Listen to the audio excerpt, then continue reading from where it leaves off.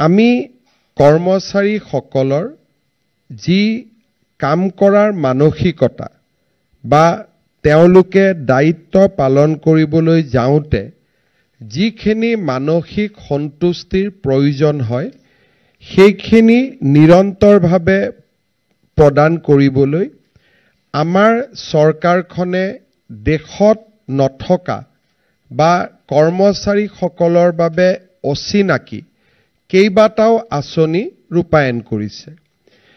চৰকাৰী দায়িত্ব অনুসৰি মই বিভিন্ন ৰাজ্যলৈ যাওঁ আৰু বিভিন্ন ৰাজ্যক যেতিয়া মই প্ৰশ্ন কৰোঁ যে এনেকুৱা ধৰণৰ আঁচনিবিলাক আপোনালোকৰ চৰকাৰৰ আছে নেকি বা ইয়াতকৈ কিবা ভাল আঁচনি আছে নেকি, তেতিয়া মই এটাই কথা অনুমান কৰোঁ যে পৰম্পৰাগত সা সুবিধাসমূহক বাদ দি কোনো চৰকাৰে কৰ্মচাৰীসকলৰ কল্যাণৰ বাবে অলপ বাহিৰলৈ গৈ অলপ আগলৈ গৈ কাম কৰিবলৈ চেষ্টা কৰা নাই আৰু তেওঁলোকে এতিয়াও টেক্সট বুকক যিখিনি লিখা আছে অৰ্থাৎ কৰ্মচাৰীৰ এফআৰ এছআৰ ৰুলছত যিখিনি লিখা আছে তাৰ ভিতৰতে তেওঁলোকে কাম কৰি আহিছে।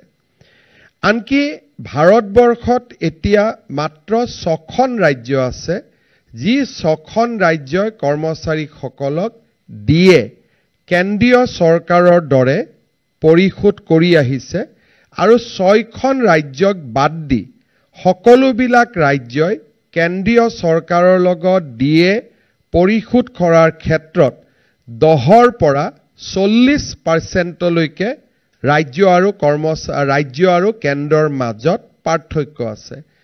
বহু দূৰলৈ যদি মই নাযাওঁ আমাৰ নিচেই প্ৰতিবেশী ৰাজ্য পশ্চিমবংগৰ লগত যদি আমি তুলনা কৰোঁ পশ্চিমবংগ আৰু অসমৰ মাজত ডিএৰ পাৰ্চেন্টেজ 30% আজিৰ দিনত গেপ আছে। অৰ্থাৎ আমাৰ যদি ডিএ 55% পশ্চিমবংগৰ ডিএ 25% বা তাতোকৈও কম।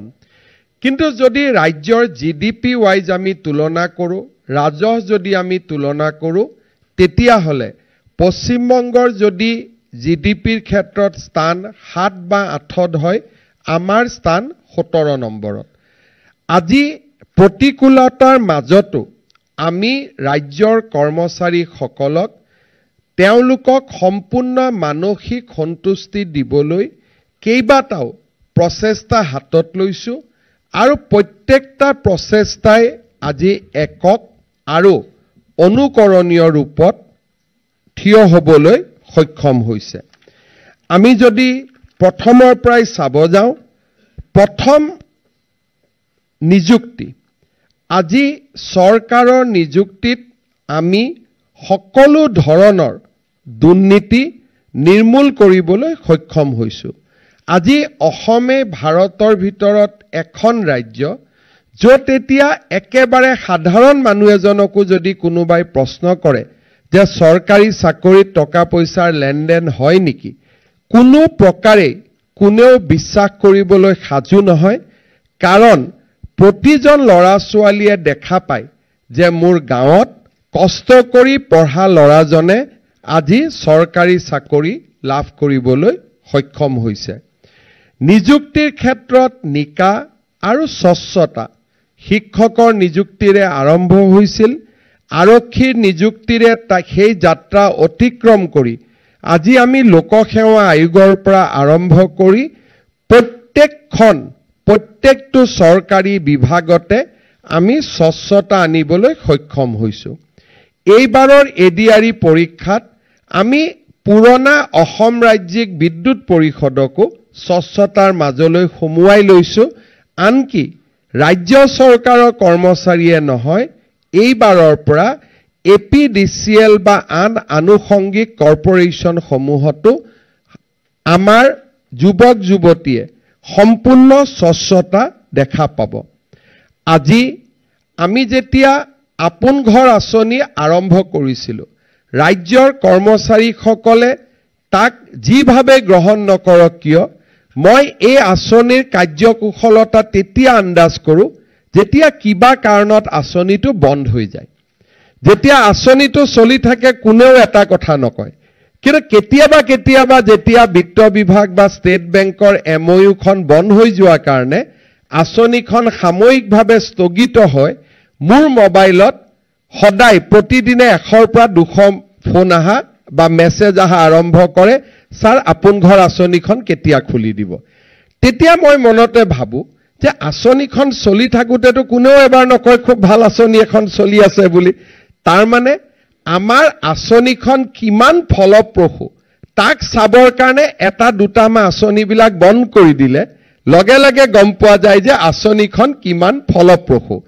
আপোন ঘৰ আমি যদিও বন্ধ কৰি দিয়া নাছিলোঁ, বিভিন্ন কাৰণত ষ্টেট বেংকৰ লগত যেতিয়াই আমাৰ কিবা যোগাযোগ বা আন ধৰণৰ ৰিনিউৱেলৰ কথা আহে, তেতিয়াই আপোন ঘৰ আঁচনিৰ প্ৰয়োজনীয়তা আৰু ইয়াৰ মহত্ব সম্পৰ্কে প্ৰকাশ পায়।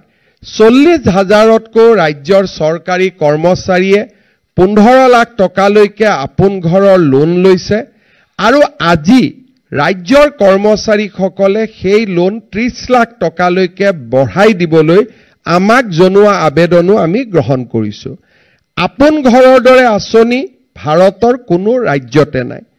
দ্বিতীয়তে, আপোন বাহনৰ দৰে আঁচনিও বিশেষকৈ নতুন চৰকাৰী কৰ্মচাৰীসকলৰ বাবে আমি আৰম্ভ কৰা আপোন বাহন আঁচনিও ভাৰতবৰ্ষত আজি ক'তো পাবলৈ নাই। আমাৰ চৰকাৰৰ আন এখন আঁচনি, তেতিয়া মই প্ৰমাণ পাইছিলোঁ যে এই আঁচনিখনৰ গুৰুত্ব কিমান।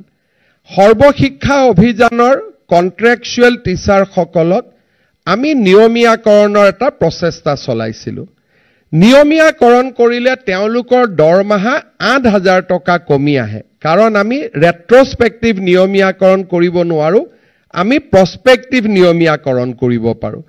তথাপিতো তেওঁলোকৰ দীৰ্ঘদিনীয়া দাবীৰ প্ৰতি সঁহাৰি জনাই বা সেকেন্ডাৰী এডুকেশ্যনত কন্ট্ৰেকচুৱেল পোষ্টত কাম কৰি থকা শিক্ষকসকলৰ দাবীৰ প্ৰতি সঁহাৰি জনাই আমি এটা বিজ্ঞাপন দিছিলোঁ যে যিসকলে নিয়মীয়া হ'ব বিচাৰে আবেদন কৰক। যেতিয়া হাজাৰ হাজাৰ শিক্ষকে নিয়মীয়াকৰণৰ বাবে আবেদন জনালে, মই শিক্ষা বিভাগক সুধিছিলোঁ যে 8,000 9,000 টকা ক্ষতি কৰি মানুহে কিয় চৰকাৰত আহিব খুজিছে, কাৰণ সৰ্বশিক্ষাটোত আমি একেই দৰমহা দি আছিলোঁ।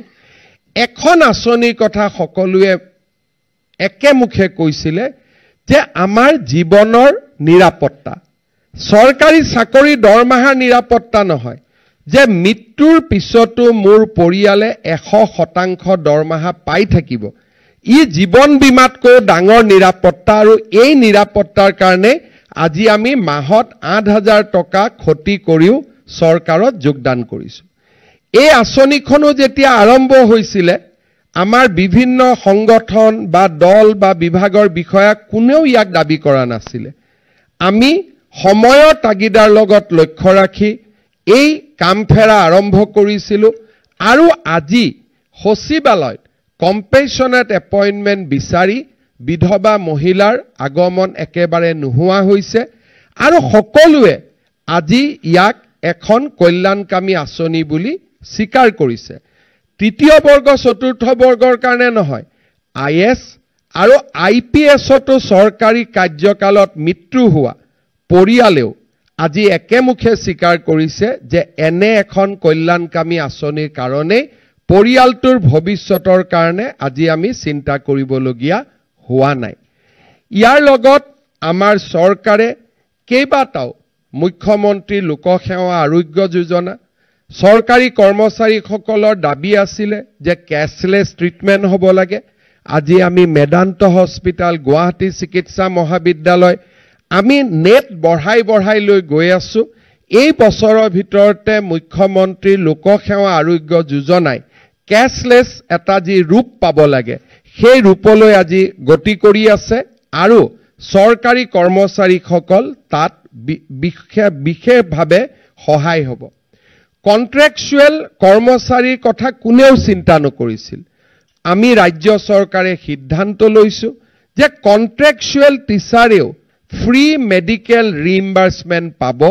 তেওঁলোকেও আজি আমাৰ চৰকাৰৰ আন সাধাৰণ কৰ্মচাৰীৰ দৰে মুখ্যমন্ত্ৰী লোকসেৱা আৰোগ্য যোজনাৰ যোগেদি সুবিধা লাভ কৰিব আজি যেতিয়া আমি চৰকাৰত আছো প্ৰত্যেকটো কথাই আমি শুনিবলৈ চেষ্টা কৰিছো কোনোবাই আহি কৈছে জুনিয়ৰ ইঞ্জিনিয়াৰ সকলৰ প্ৰমোশন হোৱা নাই বহুত বছৰ আমি কৈছো ঠিক আছে আমি পাৰ্সোনেল পোষ্ট ক্ৰিয়েট কৰিম আপোনালোকক ট্ৰান্সফাৰৰ আমি সুবিধা কৰি দিম আজি কোনোবাই আমাক আহি কৈছে যে 2003 চন 5 চনৰ আগত কাম কৰা চৰকাৰী কৰ্মচাৰী সকলক ৰেগুলাৰ পে স্কেল দিব লাগে আমি কৈছো ৰেগুলাৰ পে স্কেল দিম কোনোবাই কৈছে হাউস ৰেন্ট দিব লাগে আমি হাউস ৰেন্ট দিম বেটেলিয়নত কাম কৰা পুলিচ সকলক পৰিয়ালৰ লগত থাকিবৰ বাবে অতিৰিক্ত MIL দিব লাগে আজি আমি তাকো অনুমোদন কৰিছো